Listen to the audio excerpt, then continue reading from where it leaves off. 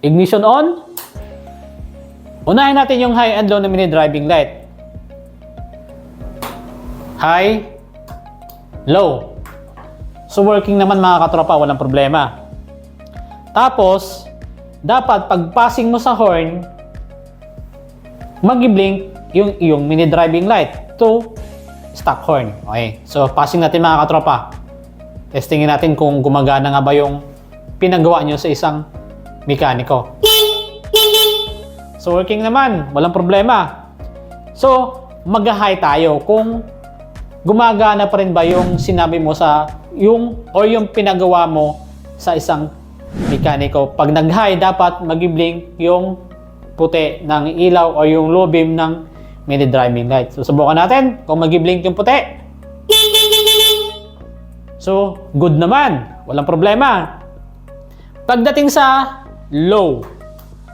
So, dito sa mode na to, yung mag-blink, pag pinindot mo yung horn switch, dapat yung dilaw. So, testingin natin. Stock horn passing, dapat nag-blink yung dilaw o yung high beam ng mini driving light. Wala. So, nakita niyo mga katropa, wala tayong nakikitang blink sa dilaw ng mini driving light. So, no choice ka mga katropa kundi tanggapin yung gawa ng mekaniko dahil hindi niya nga alam.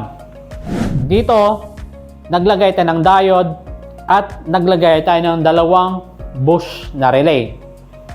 I-modify natin ito mga katropa para yung gusto mo sa iyong mini driving light ay mangyari. So, ang kakailangan natin, dalawang transparent na relay at isang bush.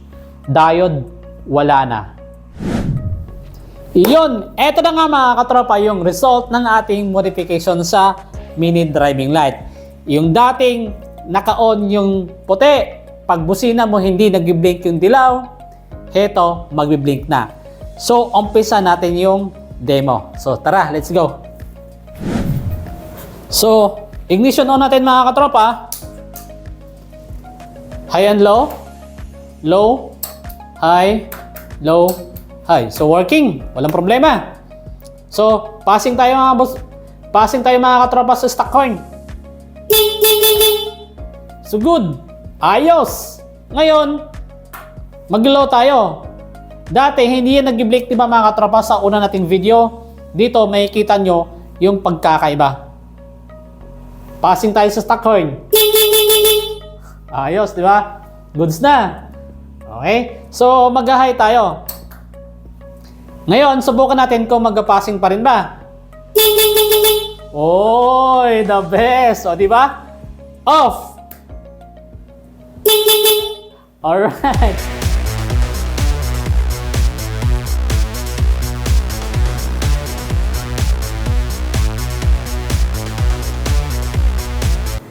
Good morning, this is Light Modifier, the wiring motor vlogger.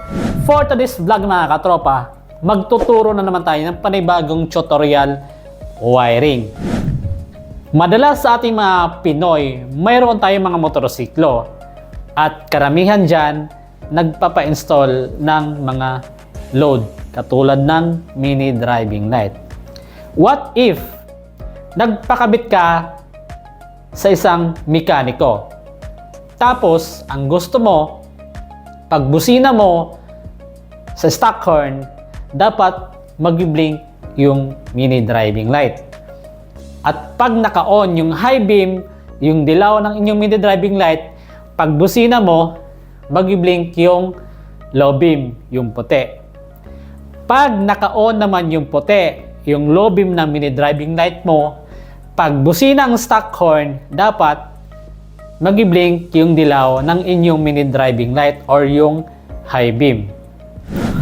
Alright mga katropa, so ito yung mga kailangan natin para magawa natin yung setup na katulad ng video na pinakita ko. So ang kailangan nyo mga katropa sa pag-install ng ganong setup or mode, dalawang SPDT na relay or transparent. Ayan o, yung nakikita yung part sa loob. Tapos dapat 5 pins, okay? Wag 4 pins. Dapat 5 pins na SPDT relay or transparent na relay. Ito yung madalas tawagin na horn relay sa mga motorcycle shop. 5 pins at yung ampere rating nito 80 ampere. 80, 30, pwede na yun mga katropa. Okay? Again, dalawang ganito, 5 pins na transparent or SPDT na relay. 5 pins. And then, isang boost na relay. Gagamit pa rin tayo ng boost. Pwedeng 5 pins or 4 pins, 30 ampere. Pero yung gitna, same pa rin. Hindi pa rin natin yan gagamitin yung gitna. Yung 87. Okay, bakante pa rin yan. At silyaduhan nyo. Alright. At syempre, fuse. Kailangan yan mga katropa. Importante yan. Yung ampere rating ng fuse, 10 ampere. So, dapat intact yung mga socket nito sa ilalim. Hindi na tatanggal. At yung wire nito is dapat makakapal. Para in the future, hindi siya magkakaroon ng abo at hindi siya masusunog. Okay? Tapos, kung sakaling mag-actual na kayo mga katropa at maiksi yung wire nyo, kailangan nyo na maglatag, ang gagamitin yung gauge na wire dapat 16. Okay? Para solid yung daloy ng kuryente. So, umpisa natin. Alright. So, again mga katropa, sa pag-install nitong mga load or ganitong setup sa motorsiklo, universal yung ituturo natin. Pwedeng sa Yamaha, Suzuki, Kawasaki, Honda, at mga China bikes. Okay? So again, lagi kong sinasabi mga katropa, dapat bago kayo mag-install nito, dapat alam niyo yung mga accessories wire. Lalo na sa mga nag-uumpisa pa lang sa pag-wiring. Okay? Yung mga accessories wire ng ating mga motor, makikita natin yan sa mabilis na pamamaraan dito sa ating susian. Okay? Either Yamaha, Suzuki, Kawasaki, Honda at mga China bikes, andito ang accessories line. Okay? Kung kabisado nyo na sa mga pro dyan, kahit saan, pwede na silang mag-tap kasi kabisado nila yung color coding ng mga motor. Pero sa nag-uumpisa, heto, sundan mo. Okay, sa accessories line ng Yamaha or wire, either 4 yung wire or 2, sa Yamaha yung accessories wire doon, kulay brown. Sa Kawasaki naman, either 4 yung wire dyan or 2, yung accessories wire nun, yung kulay brown din. Pagdating naman sa Suzuki, sa accessories wire ng Suzuki-an, either 2 or 4 yung wire, yung kulay ng wire ng accessories ay orange. Okay? Pagdating naman sa Honda, kahit 2 or 4 yung wire ng inyong Suzuki-an, hahanapin nyo doon yung black. Yan yung kulay ng accessories line ng Honda. Pagdating naman sa mga China bikes, Racal, Rossi, Rafali, ano ba yung mga klaseng mga motor dyan? Ang kulay ng accessories wire, either 4 or 2 yung wire sa Suzuki-an, ang kulay nun is black. Black din yung kulay ng wire ng mga accessories ng China bike. Same lang sila ng Honda. So, mag-start na tayo mga katropa. Medyo mahaba-haba itong ating video mga katropa kasi maraming wirings ito. Dapat huwag kayong mag-skip. Please lang, huwag kayong mag-skip mga katropa kasi pag na-miss nyo isa dito, hindi gagana yung inyong setup. Malilito na kayo pag nag-skip kayo. Okay? So una, fuse. Ito yung pinakauna mga katropa. Yung paa ng fuse, lagyan nyo ng I-terminal bago nyo isalpak dito sa battery pag actual. Dapat nakahinang. Okay? So ayan mga katropa. Salpak natin sa positive. Dito tayo kuha sa positive yung linya natin. Okay? Ayan, nasalpak natin. So, una nating i-wire mga katropa after nitong fuse, dito tayo sa 2 relay na transparent. Okay? Dito, merong mga pin terminal. Heto ang 30, 85, 87, 87A sa gitna, at 86. Okay. So, alam niyo na yung mga posisyon ng pin terminal nito. So, ngayon, hetong 2 transparent na relay, idikit nyo. Dito tayo mag-wiring. Heto yung kanan na relay, heto naman ang kaliwa. Okay. Dito sa kanan, kunin nyo yung 87A na pin na may wire sa kanan. Tapos dito sa kaliwa, kunin nyo yung 87 pin sa relay. Tapos, pagsamahin nyo. Katulad nitong ginawa ko. Ayan. Pagsamahin natin ha. Sundan nyo ito mga katropa. Pag nagkamali kayo, hindi gagana yung wiring nyo. Ayan. Nakabit na natin. Ulitin ko. So yung pin number 87A sa kanan na relay at pin number 87 sa kaliwang relay, pinagsama ko. Dinugtong ko mga tropa. Ayan. Sunod. Dito sa pin number 87 sa kanang relay, kunin mo yung wire at pin number 87A sa kaliwang relay, kunin mo yung wire at ipagdugtong mo rin yung dalawa. Katulad ditong ginawa ko. Yan. Idugtong mo rin to. Yung 87 sa kanan na relay at 87A sa kaliwang relay, kunin mo at pagsamahin. So ayan, nadugtong nyo na.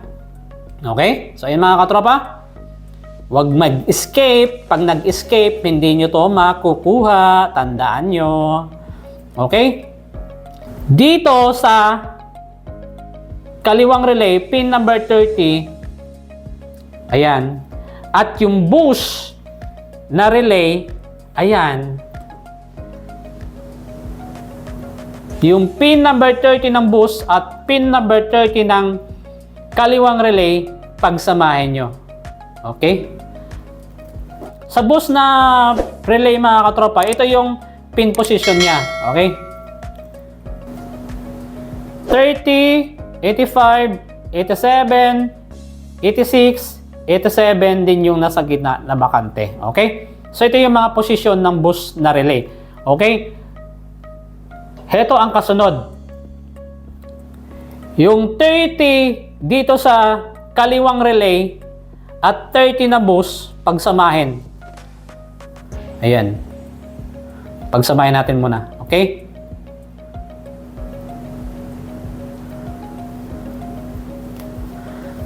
Yan. Okay, so napagsama natin mga katropa. Okay? Tapos, yung 30 na to, na pinagdugtong natin, 30 ng boost at 30 dito sa kaliwang relay na transparent, idugtong natin to sa isang paa ng fuse na to. Okay, so ayan. Okay, so dugtong muna natin mga katropa ha. Huwag kayo mag-skip mga katropa, please. Malilito talaga kayo dito pag nag-skip kayo. Dito, hindi nyo na kailangan ng diode. Okay? So, ayan. Nakabit na natin mga katropa. And next, dito natin ikakabit yung ating domino switch. Okay? Sa domino switch mga katropa, may tatlong wire. Okay? Wires.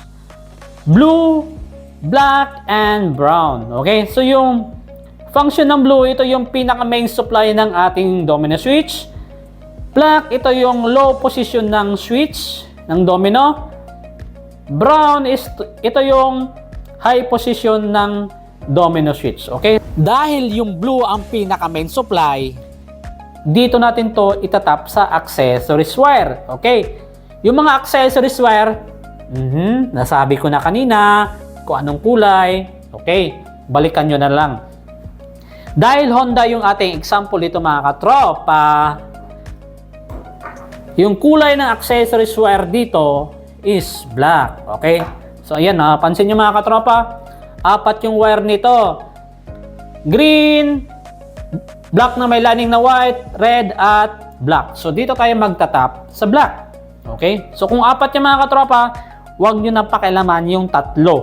Doon na lang kayo magtatap sa solid na black. Okay? Blue wire ng ating domino switch, i-connect natin sa kulay black na accessories ng ating susian. Okay? Tap lang natin mga katropa. Or kaya hinangin nyo kung gusto nyo. Ay, dito tayo tap. Okay, so hirap naman. Ayan, ayan. Sumasabit yung wire. Okay, ayan.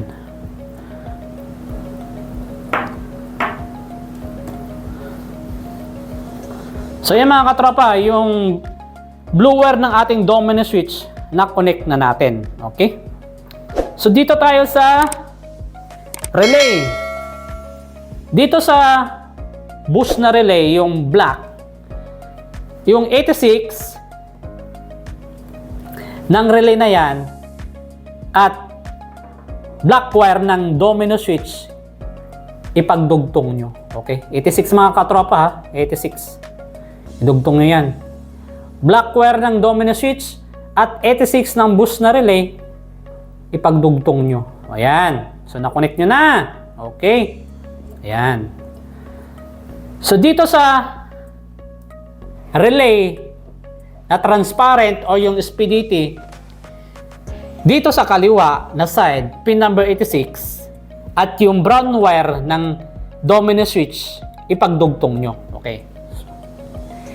Ulit, 86 ng kaliwang relay na transparent, 86 ng pin relay sa kaliwa na transparent, at brown wire, ipagdugtong nyo. Okay? Dapat hindi magkabaliktad mga katropa.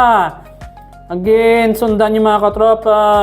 Huwag kayo mag-escape kasi malilito kayo. Malilito talaga kayo dito. Ayan. Okay? So, ang ating kasunod mga katropa, dito na tayo sa pin number 85 ng bawat relay na to. Pin number 85 ng boost, pin number 85 ng kaliwang transparent na relay, pin number 85 sa kanan na transparent na relay. Ang gagawin natin dyan, pagsamahin. Okay? So, lahat ng pin number 85, pagsamahin.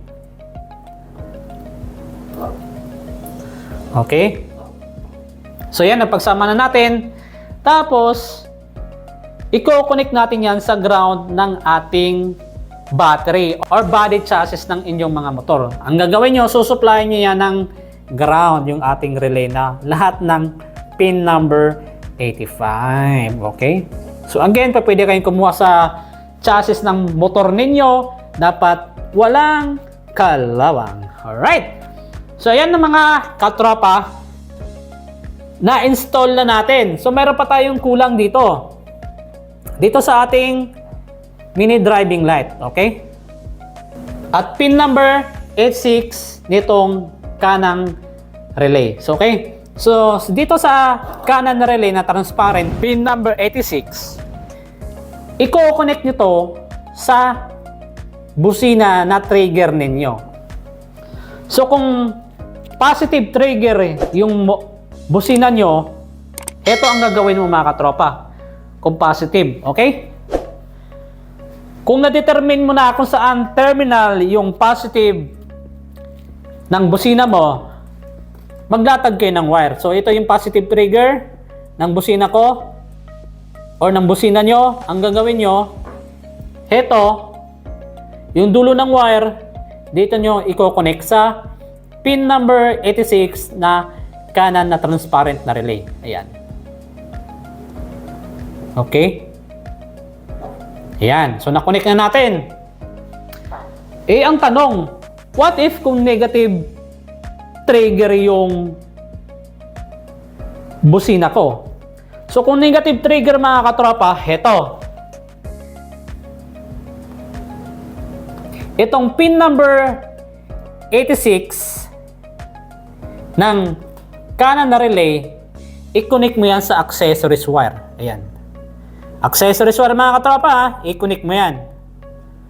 Pin number 86 na kanan na relay. Accessories wire. Okay. Tapos, yung pin number 85 niyan, alisin mo sa pagkakasama ng mga ground dito sa battery. Ihiwalay mo. Tulad ng gagawin natin. So, yan. Nahiwalay ko na.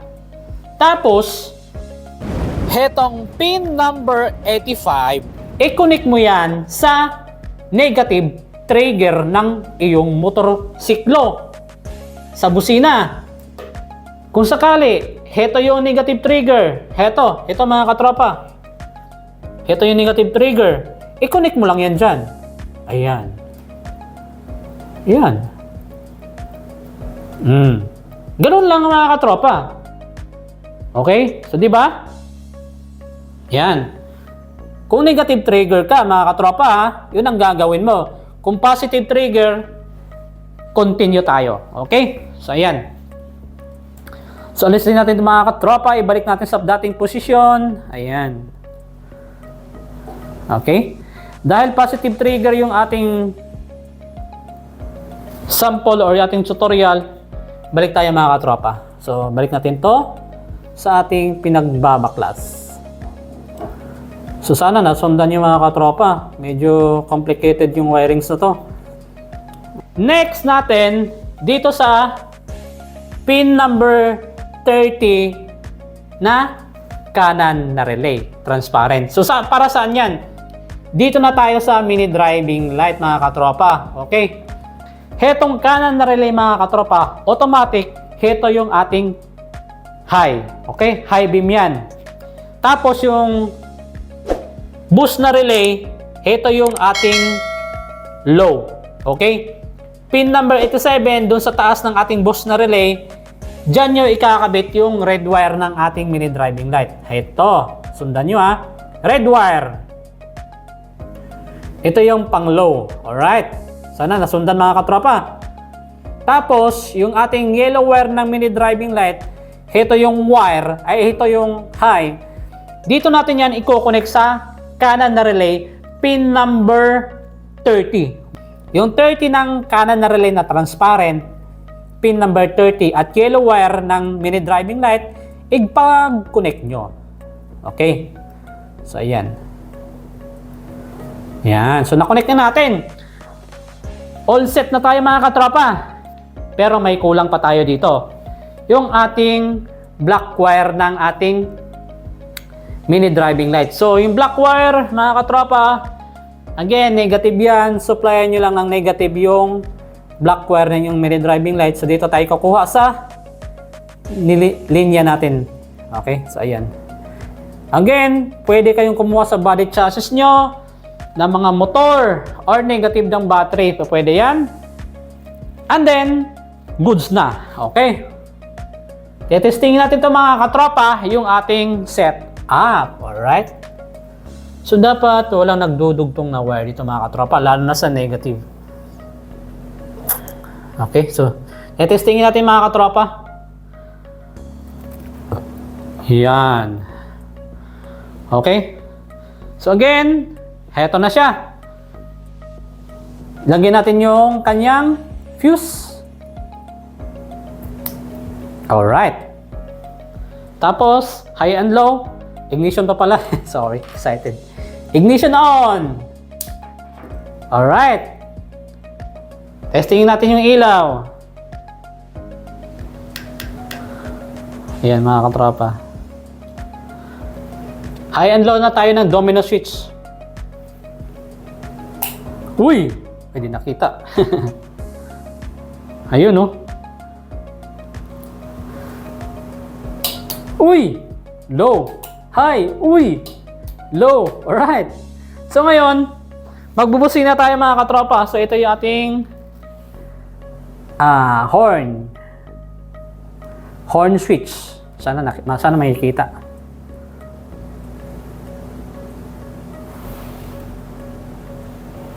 Okay. So, ito yung ating horn switch mga katropa. Uy, sana makita. So, okay, ito. Ayan. Busina. Uy. Alright. Tapos, mag-high tayo mga katropa. Tapos, on natin yung mini driving light. Okay. High. Stock horn passing. Alright, working. Tapos, low. Passing. Oy, wala pa rin mga katropa. May problema ba? Wala. So, ang gagawin nyo mga katropa, kung ganyan ang problema sa inyong wiring, heto lang. Heto lang mga katropa, huwag kayong mawalan ng pag-asa. Nawawalan kayo ng pag-asa agad eh. Okay? So, dito, sa ating wiring, lalo na doon sa linya ng mini driving light, doon kayo mag-focus. So, off muna natin mga katropa para safe. Tapos tanggalin natin yung fuse. Uy! Tumalsik. Wait lang.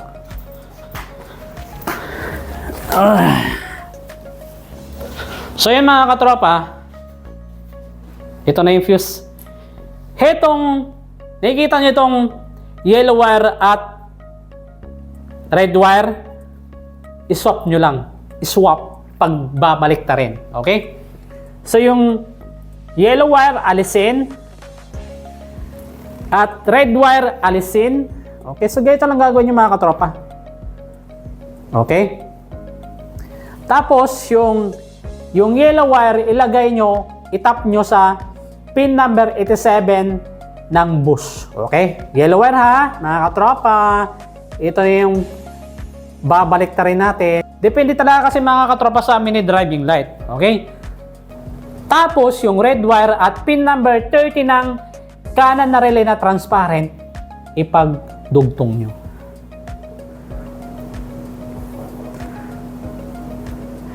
May mga mini driving light mga katropa na yung unang setup natin, katulad kanina, hindi ko na pinagpapalit yan. Automatic, mag-blink na talaga. Pero dito sa case na to, hindi siya nag-blink. Kapag yung yellow wire na andito sa kanan na relay, pin number 30, at yung red wire andito sa bus na relay, pin number 87, hindi siya nag-blink. So ang ginawa natin, pinagbaliktad natin. Susubukan natin mga katropa. Alright, so fuse, pasok. Yan. And then, ignition on. Uy, nag-on agad. Wait lang, wala pang ang on eh. Off natin yung ating domino switch. Okay? So ignition on, ignition on. Ayan. Alright. Tapos, domino switch. High and low muna tayo mga katropa. Oy, wait lang. Hindi nakita sa video. Ayan. High and low. Okay. Low, high, low, high. Okay? So, dito tayo sa Stockhorn Combo Phasing. Kung gagana na nga ba? Kanina kasi di gumana, di ba?